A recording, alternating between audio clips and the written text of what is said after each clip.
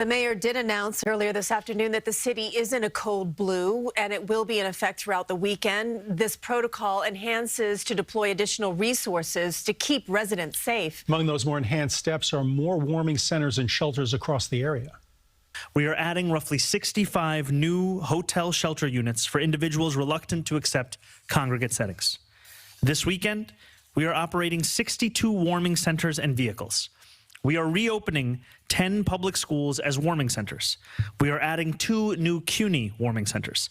And we have partnered with 2 overdose prevention centers to remain open 24 hours per day this weekend for their clients. We are also announcing a new partnership with Northwell Health to open 2 new warming facilities. Our mobile warming units are operating at heightened capacity, and we are increasing the number of H&H mobile warming units to 27 on Friday today and 33 by Saturday night. Kristie, Keleshian is live in Brooklyn, where the mayor just spoke with more. Kristie.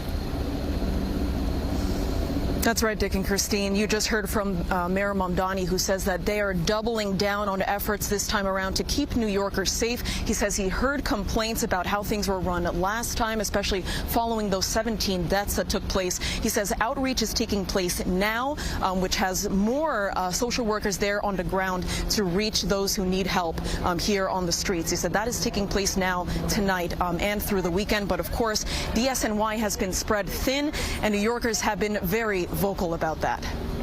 In a mess with the snow and the trash. Renee McMillan says she and her neighbors in Fort Greene can't catch a break with mounds of snow and trash on curbs, corners, and bus stops, along with expected frigid temperatures this weekend. The piles of snow make her worry for her 3 young children when having to cross the street. They can't just cross how they normally would cross. I don't know. It's just really not good. It's treacherous. Every corner, every intersection, it's a nightmare.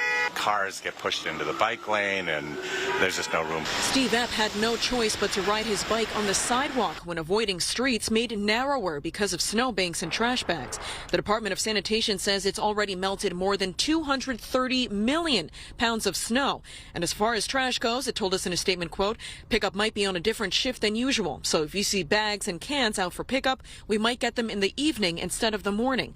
When it gets to these negative degree temperatures, we're going to put an extra effort onto making sure that those heat systems are working well. The dangers of the cold ever present, especially after the city reported 17 people died in the most recent cold snap. Increased risks of hypothermia in these temperatures. Dr. Matthew Projansky, Associate Chair of Emergency Medicine at Northwell Health, is concerned for those struggling with heat and adequate housing. When someone is exposed to the cold without proper clothing, it could be measured in minutes how long till they start to develop frostbite, hypothermia, and suffering some of the effects. He says it's as simple as bundling up and being as close to heat as possible during the cold stretch, and adds that those with diabetes or nerve damage are especially at risk of not noticing the symptoms.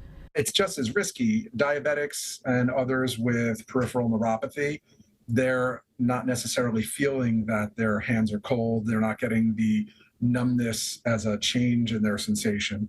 They may have numbness to begin with, so they won't realize. For now, McMillan is following orders. I'm going to just stay inside. That's what I'm going to do to prepare.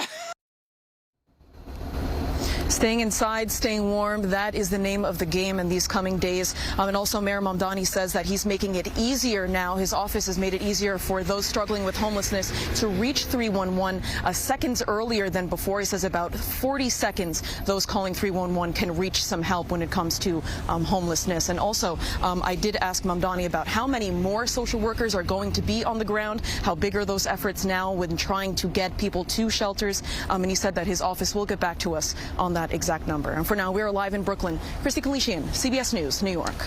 All right, Kristie, thank you.